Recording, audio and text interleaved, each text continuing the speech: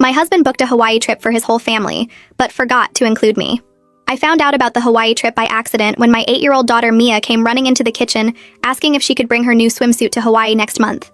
I had no idea what she was talking about until she showed me the group text on her iPad that my husband Steve had included her in about the family vacation he was planning.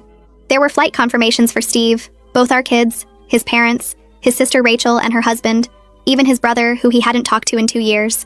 7 tickets to Maui for 10 days. My name wasn't anywhere. When Steve got home, I asked about Hawaii and watched him turn white. He started stammering about how he thought he'd told me and it was just a miscommunication. Then he changed his story to say he was planning to tell me but wanted it to be a surprise. When I pointed out everyone else knew, he said he must have forgotten to add me when booking and he'd fix it right away. But when he called the airline, suddenly the flights were fully booked and he couldn't add another ticket. How convenient. His mom called the next day saying how sweet it was that I was letting Steve have special bonding time with the kids and his family. That's when I realized this was deliberate. Steve had told them I was choosing to stay home. Rachel texted asking if I was okay with her taking my spot in the family photos since I wouldn't be there. My husband had literally written me out of our family vacation. The truth came out when Mia mentioned that Daddy said Mommy needed a break from everyone and would enjoy the quiet house. Steve had been telling the kids for weeks that I was too tired for vacation and wanted them to have fun without me. He'd poisoned them against me before I even knew about the trip. When I confronted him again, he finally admitted he thought I'd been too negative lately, and the family deserved a fun trip without my mood bringing everyone down. My mood?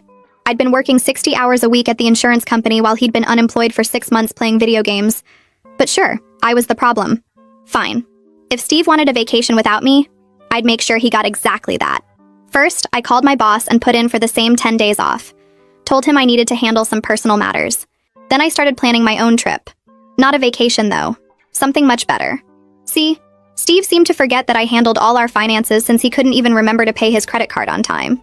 He also forgot that his parents' house, where they'd stay before flying out, was actually partially in my name since we'd co-signed to help them refinance. And he definitely forgot that I knew about his little gambling problem that he'd hidden from his family for years. The week before their trip, I started preparing. I canceled the hotel reservation in Maui and rebooked it for just 2 nights instead of 10. But I made sure the confirmation still showed 10 nights. I also called the car rental company and downsized their minivan to the smallest compact they had. 7 people's luggage in a Corolla would be interesting. Then I started the real fun. I withdrew our vacation savings, approximately $8,000, and put it in a separate account that only I could access. When Steve's card inevitably declined in Hawaii, he'd have to explain to his family why we suddenly had no money. But that wasn't enough. I wanted Steve to truly experience what it was like to be excluded. So I invited my sister Lisa to stay with me while everyone was gone. We planned our own staycation with spa days, wine tastings, and expensive dinners.